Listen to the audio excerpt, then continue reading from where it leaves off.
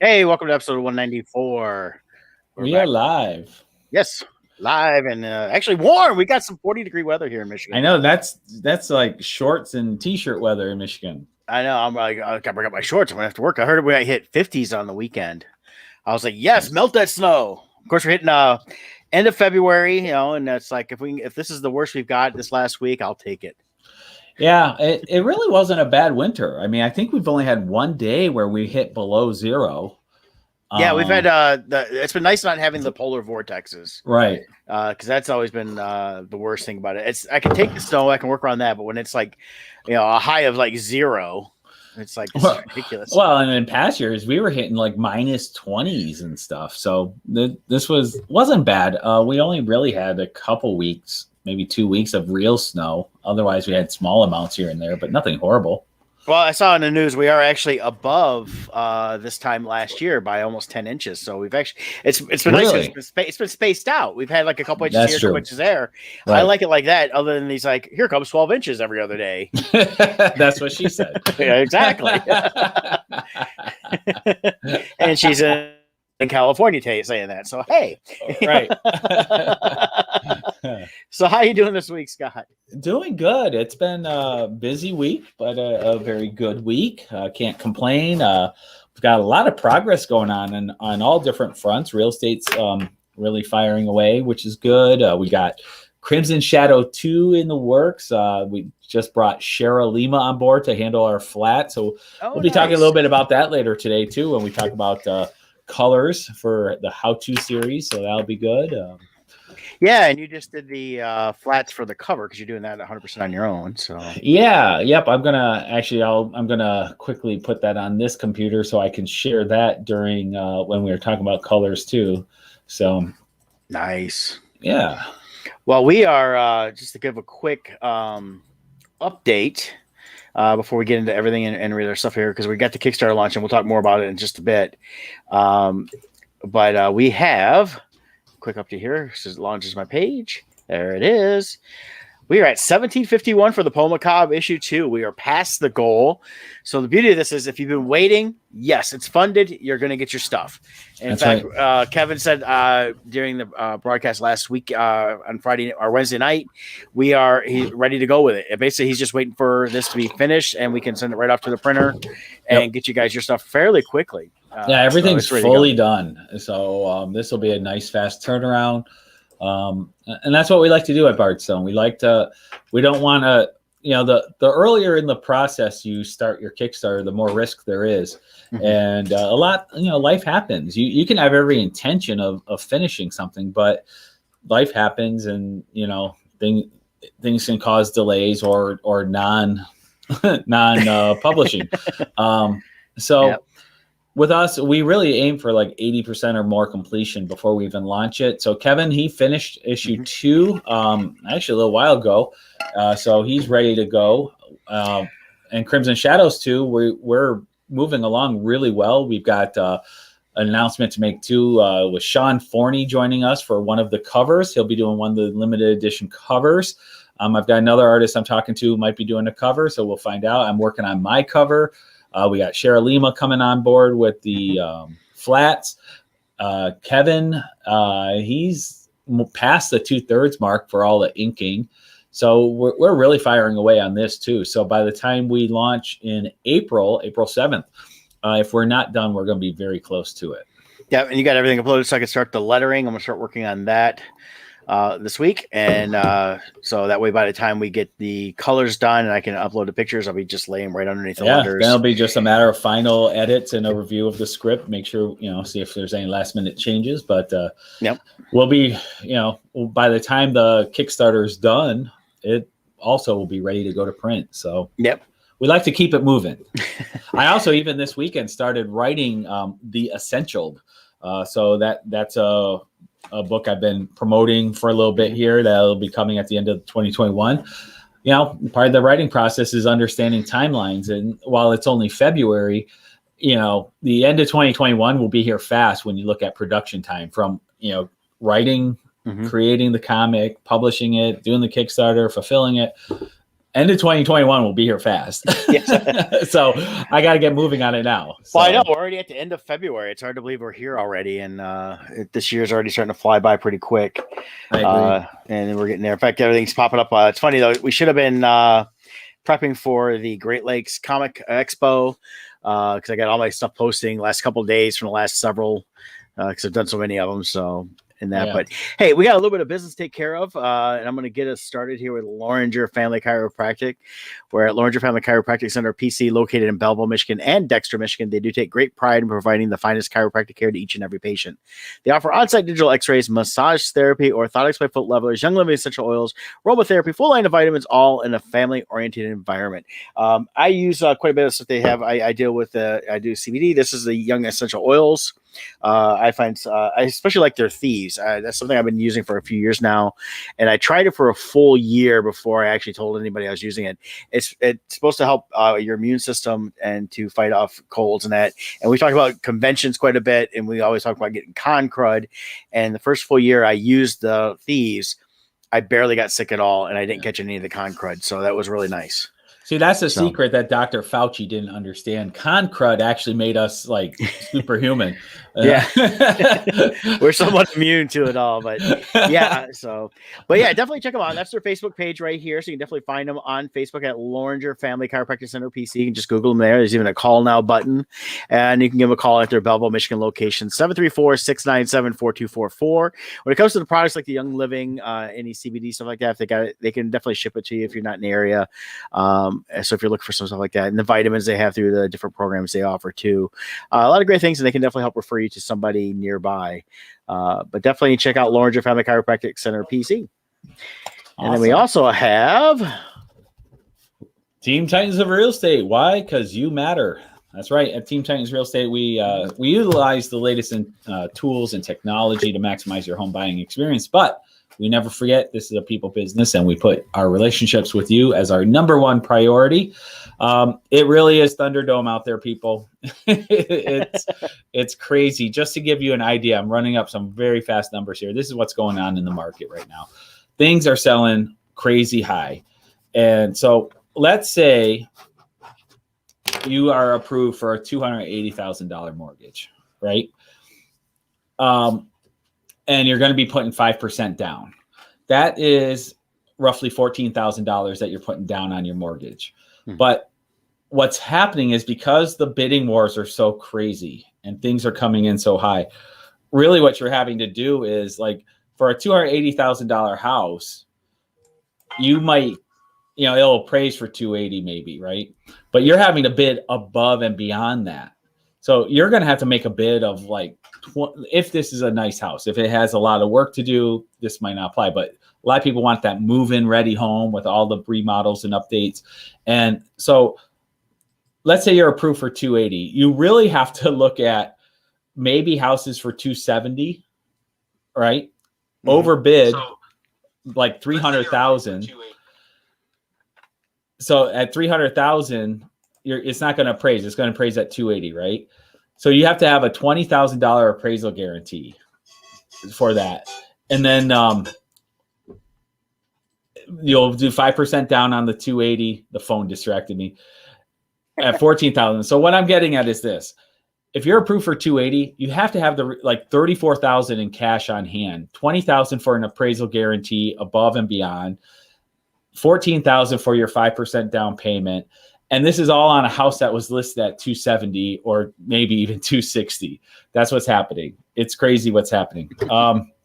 We just had another client, 20 grand above, and he wasn't even close. The agent put out, they had 35 showings in 2 days, 10 offers, and almost every offer, actually, I think all the offers were above asking price, and a majority of them were waiving their appraisal guarantee. They were doing appraisal guarantees and waiving inspections. So it's crazy. To help our clients, if you know where you want to move to, let us know. We're willing to, work outside the box and help you get things. We'll work with for sale by owners to help you, maybe avoid a bidding war that way. Or we'll even, if you know a specific place you want to live, we'll contact those people directly and let them know we have a buyer that's ready and able right now to buy. Maybe we'll avoid a bidding war by going straight to, because you never know. You might find somebody who's like, oh, I was just thinking about selling. So we'll reach out to people and be proactive. So there's a lot of things we can do for you, but give us a call. 586-549-6096 is my number. And Jill Webler, who's over there hiding, she's 586-277-2145. Thank you. Fantastic. So yeah, a lot of stuff going on. I see it all over the place, and I know there's a lot of bidding wars going on. I'm hearing from several different people. So keep telling people, if you guys are looking, somebody contact Scott and Jill. Even if you're not in their area, they can definitely give you the referrals you need and direction you need to go, and answer those particular questions about whether or not you should deal with certain companies that deal with mortgages or not. There's some out there that aren't as good as others. And also, if you're selling a house, it's not always the highest bid that's the best bid. There's other factors involved with an offer, like we talked about appraisal guarantees. You want agents who you can trust to do a good market analysis on your home, because if someone offers you $1 million on your house, but it's only going to appraise for $300,000, $1 million, you won't get $1 million. So sometimes it comes down to who has the highest appraisal guarantee, not who has the highest offer. So keep that in mind as well. That's something to know. I didn't know that. So cool. Yep. So we had some interesting turn of events on WandaVision this week. WandaVision. We now know for sure that we've been speculating here who the real villain is. Yes. Or do we? So I still is think that she's yeah. Well, I think they kind of drew like an Aunt May version, but that's the actual comic version of Catherine Hahn's character. Agatha Harkness and that. So, and that's what we've been speculating for a long time. It's been come up that that's who she is, and she's revealing herself along the way. And I wish we could play the music video they showed during the episode. That was good. Perfect. I loved it, and it really showed. I've always liked Catherine Hahn. I think she's a great actress and a comedic actress. I like a lot of stuff she's done. She's very funny, and I think she's gonna be awesome in this role. And I'm really hoping it's not just for a limited time. I'm hoping she's gonna be popping around a little bit in this next wave of Marvel stuff they got going on. So, but we had a great episode, and we saw it's funny how they're changing years now. They're up into this Modern Family type episode. Which I was never a big Modern Family fan, and part of it was for the reason that episode shows is I really don't care to have the characters talk through the fourth wall to the audience.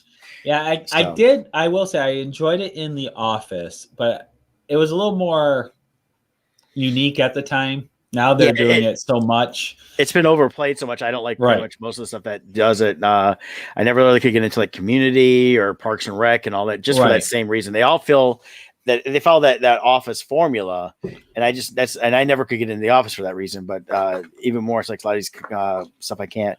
But I found it interesting in this one because when you see the reveal at the end, and you see it's her actually talking to, the Scarlet Witch, and she's she's like questioning the person questioning her. It's like going back and forth. I was like, oh, that is just awesome. She didn't even realize she's being manipulated in her own reality she created.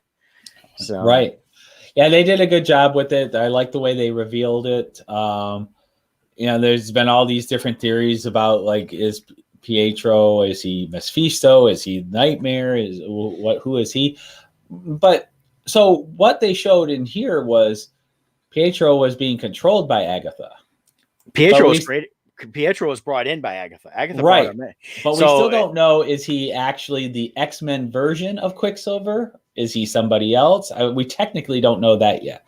I think he is. I think she just brought in the Pietro from that we knew from the Marvel movies, but because I believe Agatha has the ability to cross over these different dimensions, and that she brought the likeness in, and I think it's just her continuing to manipulate everything going on. My theory is I think it's going to be the X-Men version, only because we're getting into the multiverse. So I think this is them, that gateway is tearing open. No, I think I agree that part, but I don't think it physically is. I think what she did the light, since she kind of created him to be there. Mm-hmm. It's not really, it's not really the one from that universe, but she pulled the likeness from there. And it's part of the way of showing that they are opening up all the portals to the multiple Earths that will eventually see the crossover. But then, we may see the actual Quicksilver from the X-Men movies physically cross over at some point if they continue to go that route. I would assume so, since he's in this, playing this type of character.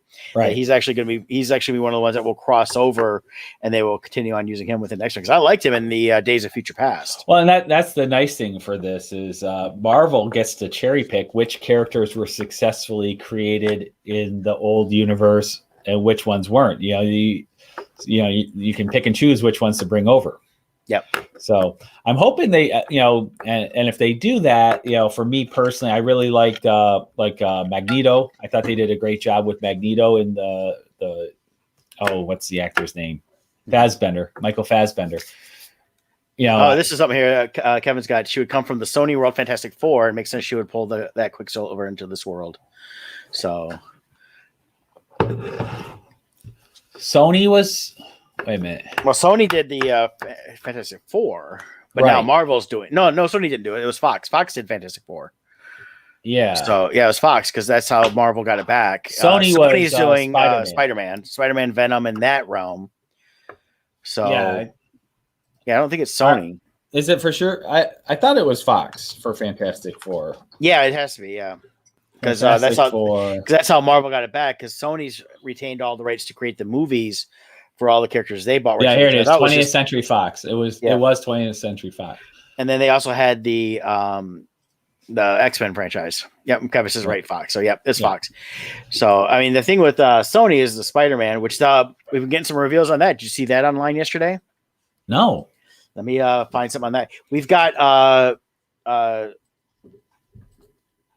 they've been posting some different titles on some of the different stuff online. And one of them is Phone Home. That was shared by Tom Holland.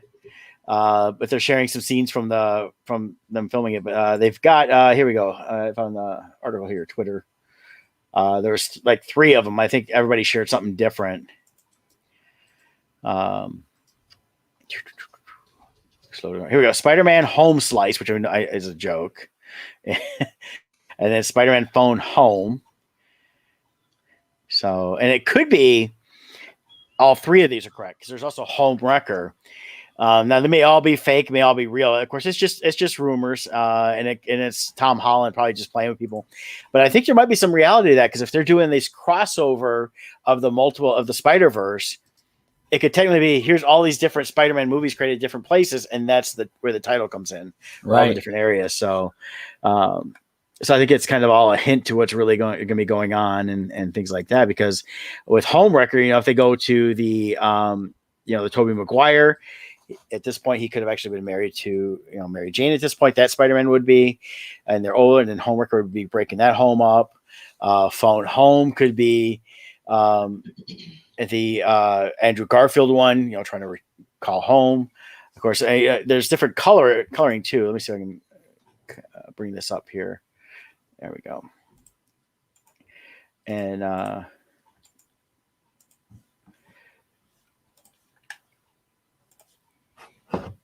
so load.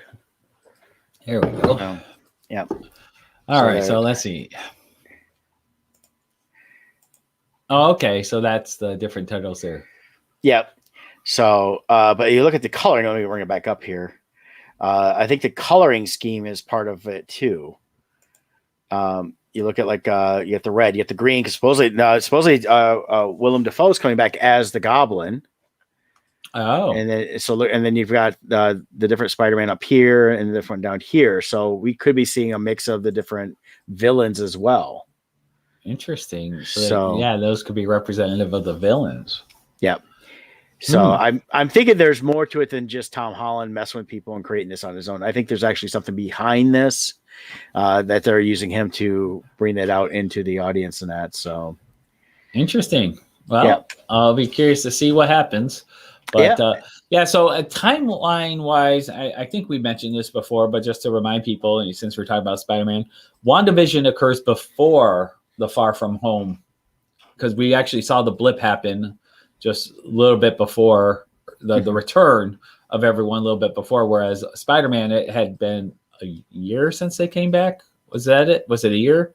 6 months to a year, I think. Yeah. Because it was the following school year. It was that school year after it. Because he was dealing with the death of Tony Stark and everything that happened, him going to space and all that stuff. And then, of course, that's where, they started to create this whole other thing going on. So it was always the epilogue movie to the phase. Right. And I think what we're seeing here with WandaVision, which I'm still speculating will lead into the next 2 series going on, will all be the prologue to this next phase that's going on too. Because we're seeing everything get set up in WandaVision here. And like I said, I'm really enjoying everything going on now. The first few, like I said, it was I liked them, but it was like, okay, what's going on? Now that we're starting to see more of the meat in the story, it's really making a lot more sense. And definitely, like I said, I'm really digging on Catherine Hahn as Agatha. Yeah, definitely. So since we're getting into the multiverse, we could theoretically get a new Tony Stark.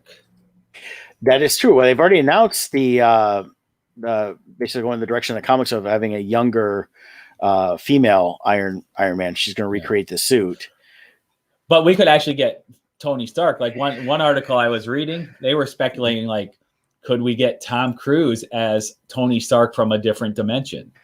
That would be funny. Something like that, Because I know he was speculated years ago and that. But I have seen where supposedly Robert Downey Jr. is going to make an appearance somewhere as Tony Stark / Iron Man. They just haven't said where, and I'm wondering if it's going to be if he's going to portray him in another one of the crossover universes.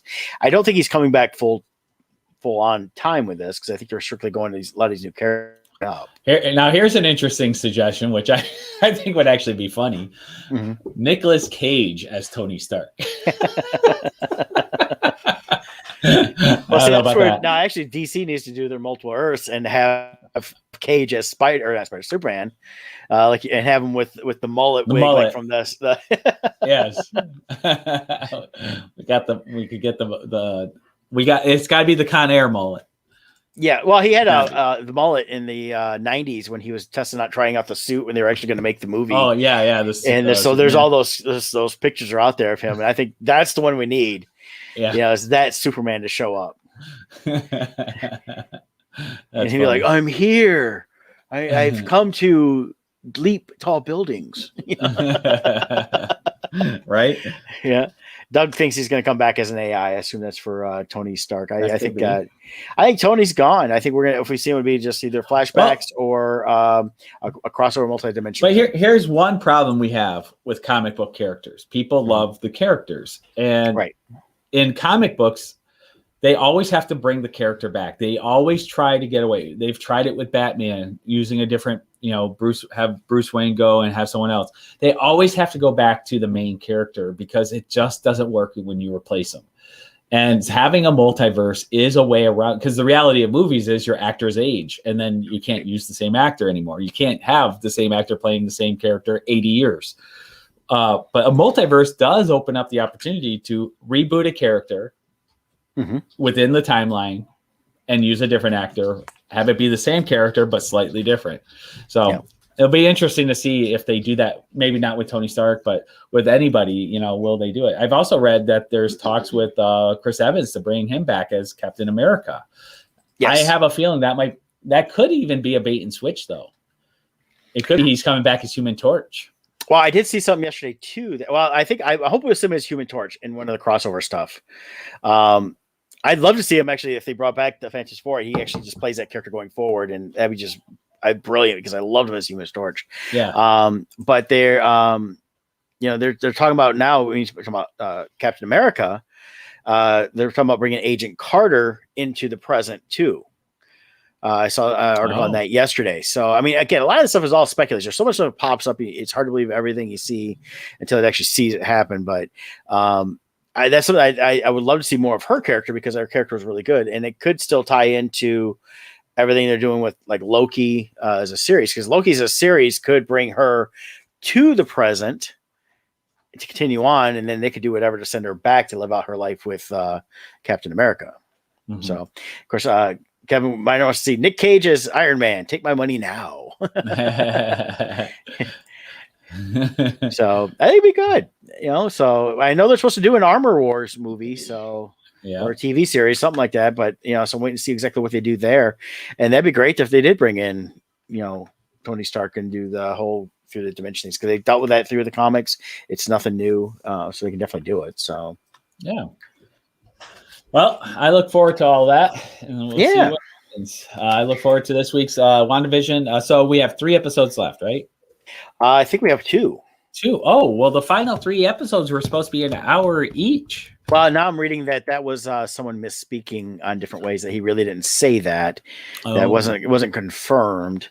Oh, so but supposedly this week is like 40, right?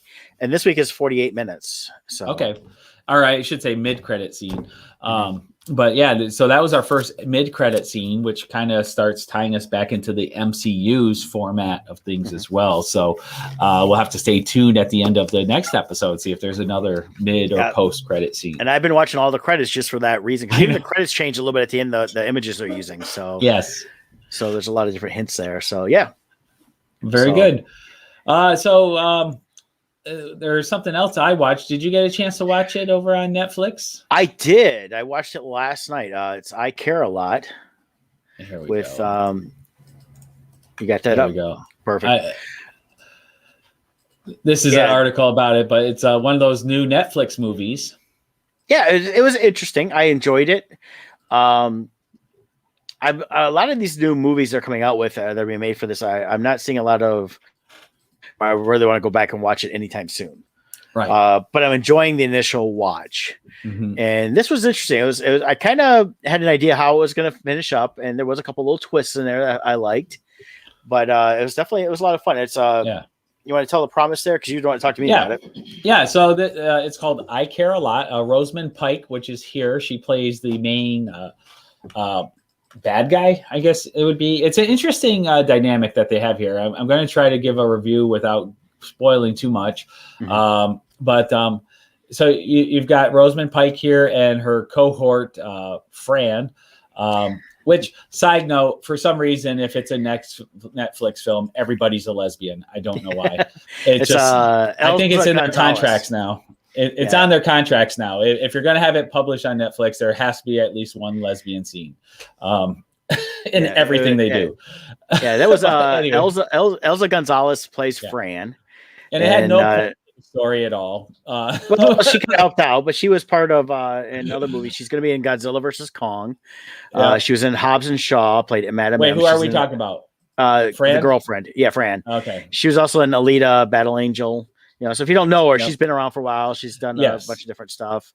She was in the From Dusk Till Dawn series. So great job acting. The characters were great. There's a nice twist here. So long story short, these two here, Rosamund Pike and Fran, I forget her real name.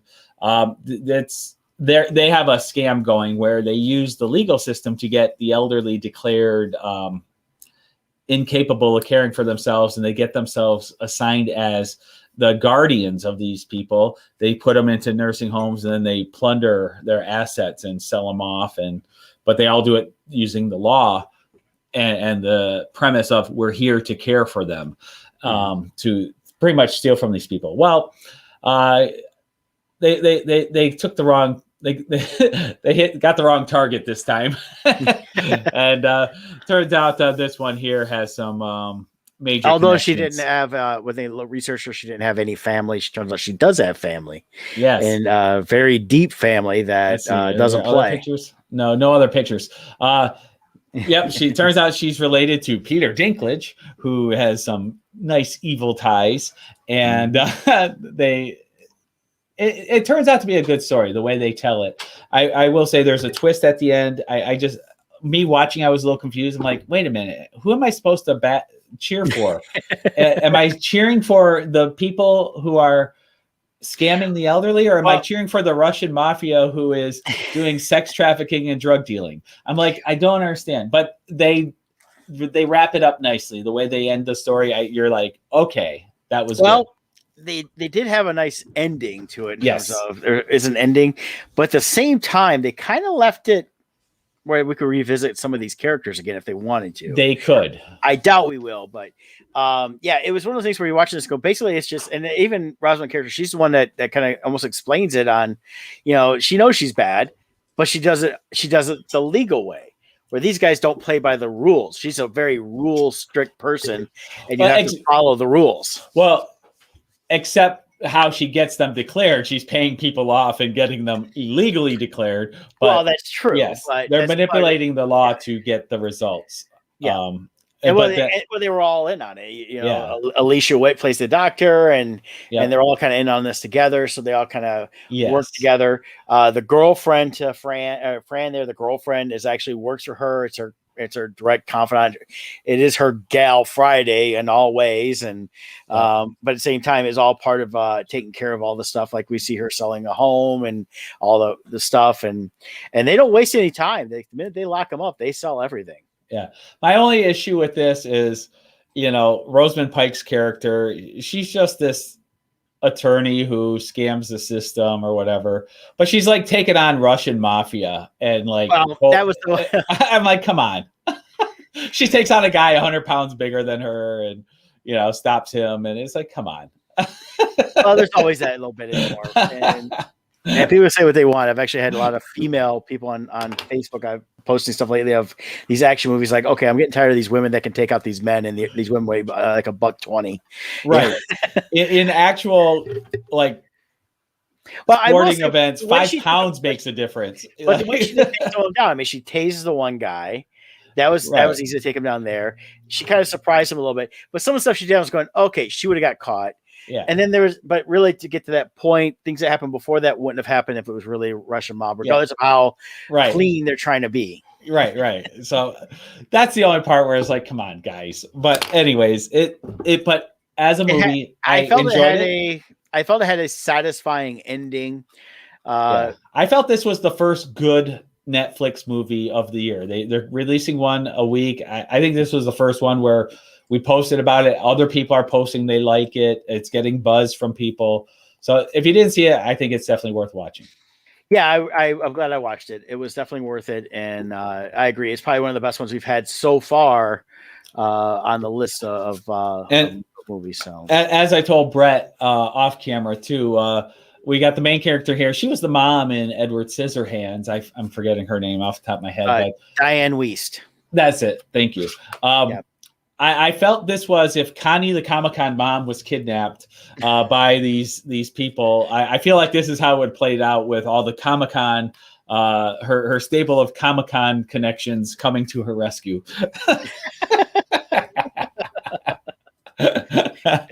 Now, I will say in terms of the movies they've released so far, the one I liked a little bit better than this was Finding Ohana, which was a family-friendly movie they released in January. That was a lot of fun. I enjoyed that one a lot. It had a Goonies feel to it. Oh, okay. I'll have to check that one out. I didn't hear about that one. Yeah, I definitely recommend that one. And then, I mean, they released a lot of, I assume I'm just not interested in most of them so far because they just don't appeal to me on different ways. But it's interesting to see some of the ones that are coming out. The thing is, it's also showing they just had a lot of money to throw out there. And even though they have good production value, they're not all, you can tell they're not all big budget stuff. Like even this one had a few scenes of explosions and things like that, but a lot of it was spent on a lot of the same sets, a lot of the same areas, and they didn't have to move around too much, which helps keep costs down when making these ones. So Doug King says Ohana was cute.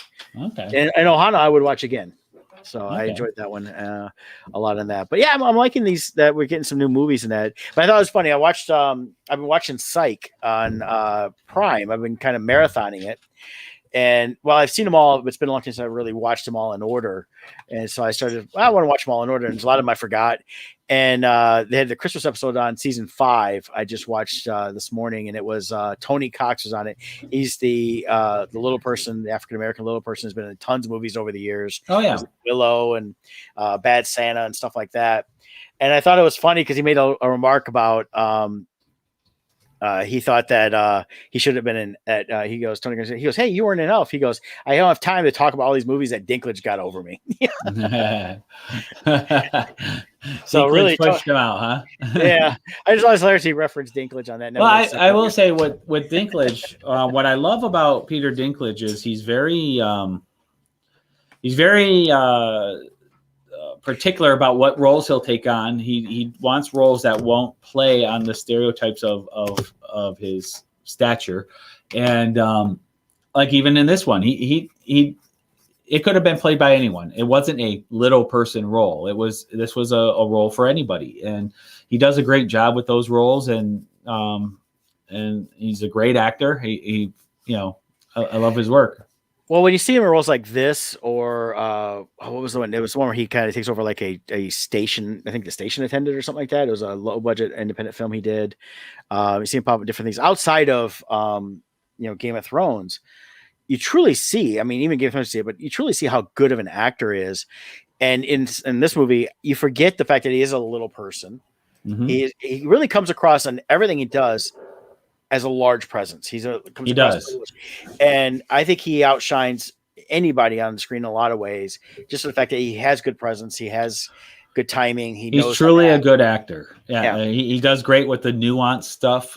Like he'll do small little facial expressions, and he does good with the emotional scenes. He does good with the witty scenes. He has great range. He's a great actor. So I enjoyed him in this a lot. And I like to see him in this kind of a tough guy role. Yeah. In that. So I hope to see kind of more in that from him on the dramatic side. So yeah. So I recommend it. I give it 2 thumbs up. Yeah, I definitely recommend watching it. Like I said, I don't think it's got, some people may want to watch it a few times. I personally won't be probably watching it again. I think it's a one and done. If they do another, I could see where they could carry this on, but I don't know if it'd be as interesting. I gotta say this: Rosamund Pike. She also did. She did Gone Girl with Ben Affleck. Yeah. As a career choice, I recommend she does a role that people will like her in, because otherwise people are going to really start hating her, because she really plays the bad role really well. She's starting to come across a little too psycho. Well, and that's she might not be acting. I don't know. It might be, I've always said all women are crazy. You just gotta find the crazy you can live with. Not saying men are, but of course, it's funny. She has a good American accent, but she is British. So I didn't know she was British. Yep, and so she's done a lot. She's been around for quite a few years now, popping up since she was younger and things like that. She's in Die Another Day. She played Miranda Frost, and then she did Pride and Prejudice. She's in Jack Reacher playing Helen. So she's been around, and there's others that we can find her in. She may not be as well known in some ways as other actresses in that, but she's definitely done a lot. Yeah. In fact, when I pulled up her list here, I forgot she was in The Search for Happiness. Really good movie. Okay. If you've never seen that one, check that out. And she's got a few of them. But yeah, she does play the psycho woman pretty good. Yes. All right. Well, go watch it if you want to. So, all right. And then we're now going to get our been working on talking a little about the Kickstarter. As we mentioned at the beginning of the show, we're definitely funded. We're over $250 above the funding. It's looking really good. Next is we're hitting the stretch goals, and kind of ties in really great to our topic of coloring today. In that, so. For those who just sharing the screen real quick. So if you want to go check it out, you go online to Kickstarter. If you go to bardstone.com, we have the links in there, and we're approaching the stretch goal of $2,000. And if I get to that list real quick, here it is. Nope. Where's the stretch goals? Where'd you put the stretch goals? I think you there it is. Yep. 4x6. So the 4x6 print by Sean Forney will be added to everybody's orders. If we hit that 2,000, and then we got some more with 2,500, and then 3,000 will be a special goal. Mm-hmm. So get over there, check it out. Yeah, and you could definitely get the previous book with it, so you don't have to miss out. If you say, "Oh, it's issue 2," issue 1 is available through the Kickstarter as even an add-on. So definitely, we got a lot of options there for you guys. And of course, issue 1's been printed. Issue 2 will be printed very quickly. You'll probably get it. If everything went well, everything could be sent to you guys as soon as mid-April. Yeah. Yep. So just in time for the launch of Crimson Shadows 2. Yeah, and hopefully, eventually, convention season if we get one. Yeah, hopefully. All right, let's talk about how to make comics. Yeah, so coloring. Now Scott's you're a very excellent color person. He does his own, he can do his own flat stuff like that. But we've been working with you mentioned Cheryl Lima working with you on Wretched Realms. Yep. She handles our flats for the interiors of. She did Wretched Realms. She's going to be handling Crimson Shadows 2, and I love her work. She's very professional. Highly recommend her if you need her. For my cover, I'm doing this is going to be the unlimited edition cover for Crimson Shadows 2. And I've did following the order we've been saying in the process for you start off with the writing process, then you do your rough pencils. I already did that for here. Then you do inks. I did the inked line work. And now I'm going into the flat colors, as you see here. Flats are an important part of the stage. And then you do final colors and shading and all that stuff goes on top of it. So right now you're seeing it in the flats stage. So next I'll be doing all the nuanced colors and shading and highlights and everything that goes on it for that. Mm-hmm. So now let's start with the very basics. What do you use to color? I mean, I'm sure we use the same thing, but there's different techniques. You could be doing. For these issues, we're working digitally, but you can do colors with markers. You can do colors with watercolors. There's painted interiors. There's all different tools people use. So if you go more traditional, our friend Kevin Lean, he does beautiful watercolor work, and he was doing interiors with watercolors. What was the name of that book? I forget the name because it wasn't anything I worked on. So yeah, but it was beautiful interiors that he was doing, and it was all watercolor. So there's all different techniques people can use. For this series, we're talking specifically about the digital process because that seems to be the prevalence. And there's different techniques. There's no one right way. Sometimes, depending on how I want the look to be, I will do everything in grayscale first, and then do my colors over it. Sometimes I'll do colors first and then do shading over that. So there's different ways to go about it. But when you're working digitally, the flats are an important stage because you're blocking everything out by a single color tone for each item. And then later on, when I go in to do shading or other things, I can then grab that specific color and only work within that color. It'll speed up the process so I get nice defined edges on my shadows. And things like that. So, it really depends on your process. Now, Brett, for you, how did you do your colors for your books? Well, I had no real training behind it. So a lot of it was just, I use Photoshop and I do mostly flats. I don't do a lot of shading, stuff like that. And I do a lot of bright colors because a lot of stuff I'm doing is more towards that. It lends more to the story for that. It doesn't have to be too much darker shading and stuff like that. So the brighter colors work. In a lot of ways, mine looks like classic Looney Tunes where it's just the solid colors. You go a lot for like the cell shading look. Yeah, I don't even do the full shading on that though. It's more of just doing the solid colors. I'll see if I can pull some promo pictures up here in that. So, but it's I've got a couple books. I still follow those and trying to learn more and more about the coloring aspect. It's not a lot of the whole art side of it is outside of the writing has not been what I do naturally. So it's a little harder for me, but I work very hard to try to get it out there and people seem to enjoy it. They, especially since a lot of my books are geared towards kids of all ages, I get a lot more of the, the kids wanting the brighter colors, even with the art prints they want brighter colors and things like that. So, sorry, I'm trying to talk and look at the same time here. So, here we go. Let's see.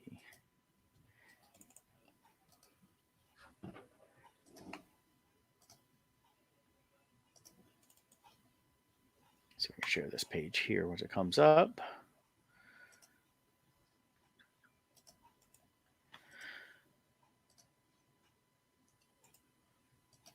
Stop screen. Just where we need more easier to share stuff. I know. Well, while you're pulling that up, I'll just say real quick. One thing to keep in mind when you're doing colors is there's color palettes to keep in mind. So,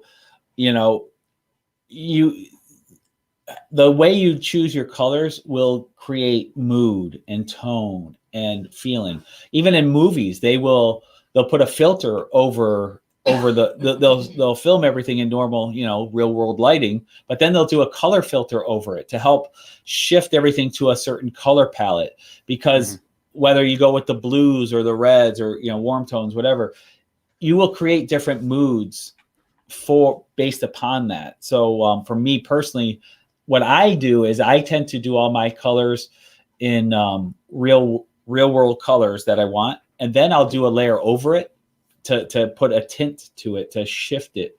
So if I'm inside and there's a fire going, I want to put more reds and oranges and yellows overlaid on the colors to help shift it that way. Or if I'm outside and it's a dark scene, I want everything shifting to the blues, because I want that cool air feel and night feel to enter into the scene. And then I might have a color source where like a lantern is lit. Well, maybe I'll put that warm color palette around that to help give that glow. So the colors choices can give you feel and mood also. So that's something to keep in mind also. Yeah. So. Yeah, and that's, everybody has a lot of different techniques when it comes to the coloring and what they're looking at. Like this is a page from book 3 of Boomtown Scabs. And you can see kind of the colors there I chose. And one thing about the coloring is just choosing the what I want for the different characters, that, you have their different outfits, things like that. Right. And a lot of my darkness comes in more in the background and things of that nature to help make the colors pop out. Cause it's kind of what I'm looking to do, is pop, and then see, we'll get to the next. Well, with your artwork, that's a comment you get a lot from your fans, is they love your colors. They always comment on how bright your colors are and how they pop. Yeah. And you see, I'm doing a lot of, my stuff is more comic booky. Or not comic book, cartoony. It's probably the best way to do it. I have a different animation style with it, stuff like that. This is the last book John worked on. This is some of John's pages here that I colored, and it's like put some grays there to highlight different areas. But when it gets to the characters, I like the characters to kind of pop out a little bit. That's what I'm always going for, in that. So, and you see every character has a little bit different color scheme. Yep. They may share some skin tones depending on what they do. Things like that, and I like to add in different effects too. Which is and the thing is, the way you're going to choose your color palette, your style of color, your style of shading, you want it to match what the book is going to be. What is the tone of the book? And Brett colored this perfectly to fit the tone of the book, and it's the way you want this to look. It would look weird going with like a crazy high-end shading, and it wouldn't look right. So you want your coloring to match what your intention is. Yeah, if that makes sense. Yeah, and that's exactly what a lot of my stuff is. When I worked on The Expendables, which I wrote, and then Adam Talley drew, he did the coloring on. He wanted to do the coloring in issue 3, and he had a lot more shading to it, things like that. It looked fine. It looked great, because my coloring style is more this way. It's just the way I've always been, and I try to add a little bit here and there, sometimes some different marks, depending on who drew it for me. If I didn't do the drawing, if they added a lot of blacks for shading, stuff like that. Kevin Lean did that when he drew issue 4 of Boomtown Scabs, and so having those blacks there, I didn't have to worry about dropping anything in. He added a lot of the shading in that way ahead of time, so me doing my colors actually helped all that pop out a little bit more. Right. So, but you can see some of the stuff we do here, different effects for coloring in the background, things like that, more for, instead of drawing the background, it's more just to get that kind of cartoony effect that comes out when things are happening, kind of an action scene and that. But yeah, like I said, this has kind of always been my style, and I've had a lot of compliments on it. I've had a few criticisms, but as I've pointed out to people, it's like, well, I'm not, those guys. Well, everybody's got their own different styles. Yeah. And like I say, I like to always say, there is no right or wrong. You just need to, your artwork is going to speak to certain crowds. And as an artist, one of the things you're going to learn very quickly is no matter what style you do, there will always be someone who says you're no good. And they'll be glad to tell you. Yeah. Now, one of the books I recommend, I'm going to share to the Amazon page here, is a book I've picked up in 2 different versions of it. I've met the Brian Miller a couple times at different shows, and one of him and his wife, Christy, are excellent on the coloring side, and they do a book called pop up. It's called Hi-Fi Color for Comics, and they do a lot of coloring in the industry. And this is a great tutorial book on how to use it. They have a paperback, and then they have the spiral bound. The paperback I got first, and that's this one here. I didn't get these from Amazon, so you can see it's like $38.15. I think this one may be out of print though, so I would definitely get that one, and then also get the spiral bound one, which is in print currently, and they've updated from both. But I think there's information in both that would work that's a little bit different. And the spiral bound has the ability to have it on in your desk with you while you're working, because you can fold it around, being spiral bound on that. So. But they've definitely done a lot of stuff, and there's a lot of other cool books on coloring and learning about figure drawing and things like that, and light. And then I'll be talking about this one here, the comic book lettering, when we talk about lettering next week. Yeah, definitely. Here's an example. Doug King said it'd be interesting to see different artists do the same page. I don't have that example. Here's an example right here of different coloring techniques on the same image. So you can see in the top left, there's cell shaded. So you go with a much more hard to find lines between lights and darks, the shadows. Then you got the airbrush, where it's a nice blend, more subtle blending going on. Lasso brush, you got that, painterly, textured brush, and then flat style. So this gives you an example of 6 different color styles. I just found this online. I'm not sure who the artist is. It doesn't say on this particular thing. So, well, I've seen different people that show how different pages colored by different people, how they would color it. Right. And definitely everybody has their own take on stuff. And I think one thing we've talked about through this whole series is, if you're doing it yourself, do what you feel is right for your story. Right. And that stuff. If you're working with somebody else, have them do a test page. Say, I want to see how you would color this.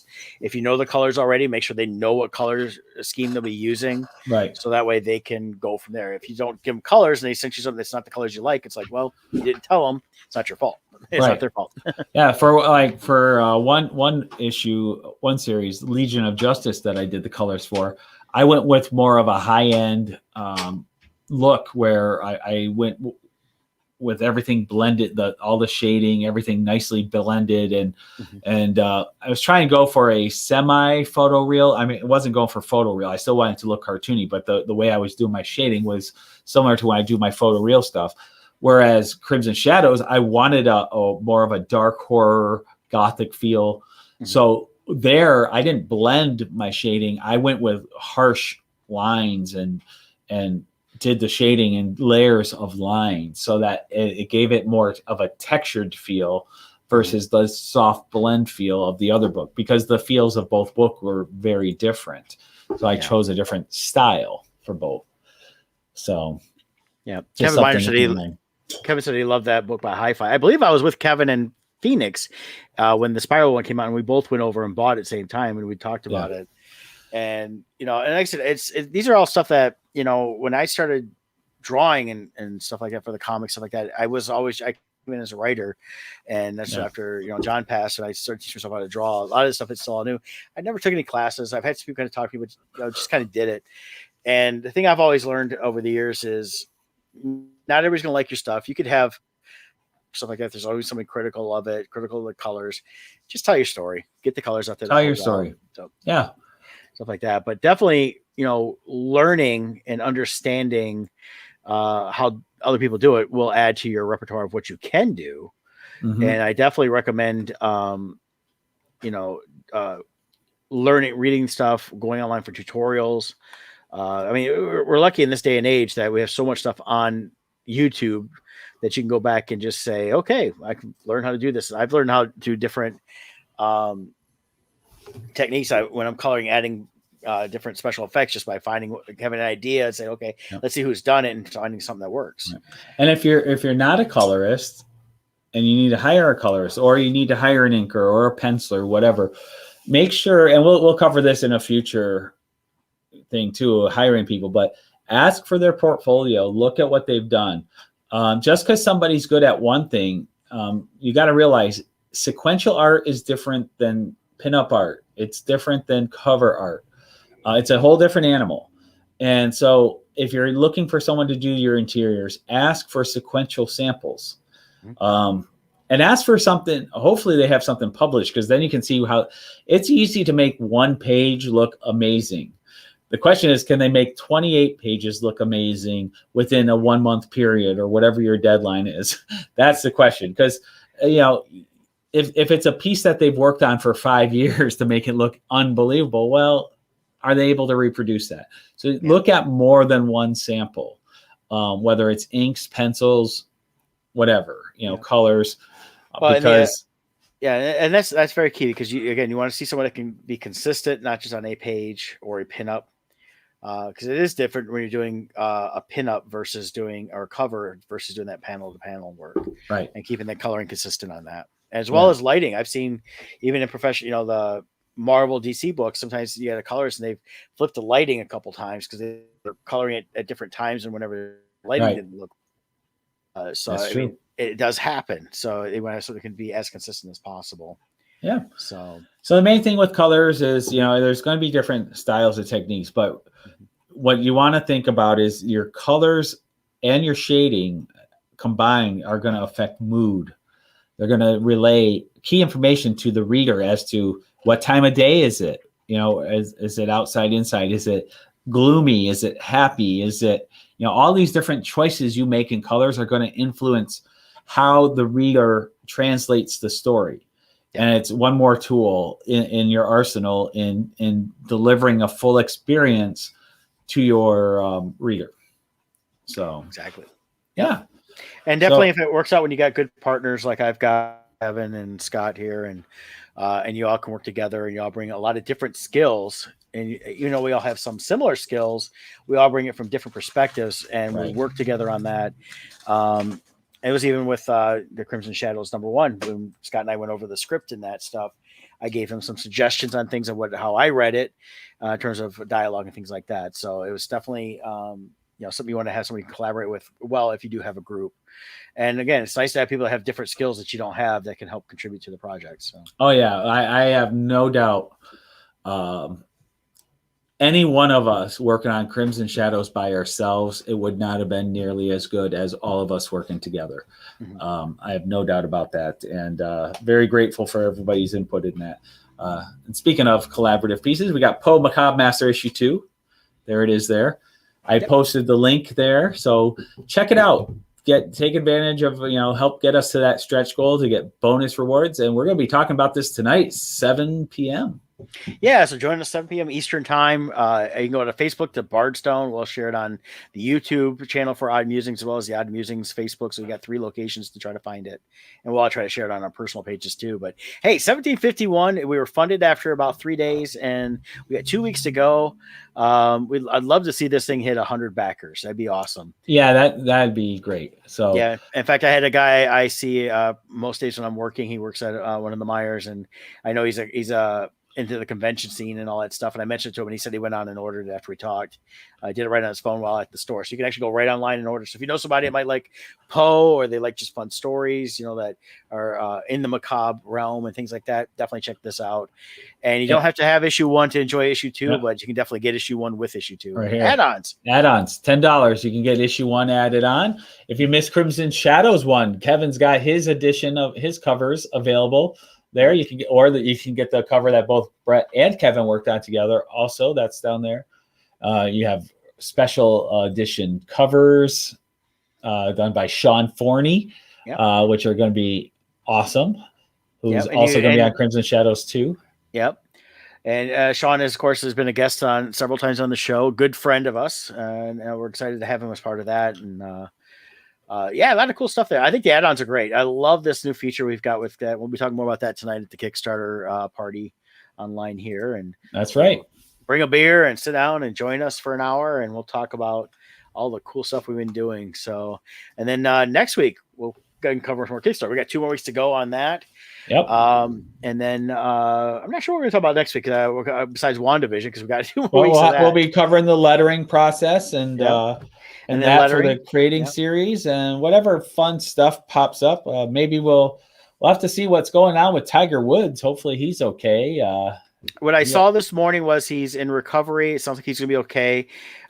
His injuries sound very similar to mine, but his is a little more intense. He's got pins that go all the way down his leg now. Wow. He's going to be out for at least a year, if not 2. And multiple compound fractures, I think, in both legs. Yeah, I hope that he's able to recover and make a comeback. And next, I know he's been working hard trying to better himself as a person. Yeah. And everything else. So, but join us next week on that. We'll talk about lettering. I'll definitely bring up Illustrator, and I'll have try to get some sample stuff ready to show how I do the lettering and stuff like that. Because there's different ways of doing it, and I'll show you the way I do it. And this guy can talk about the way he does it. So, nice. So next week I'm going to run the promo for our Kickstarter. Join us, and then I'll take us out, guys.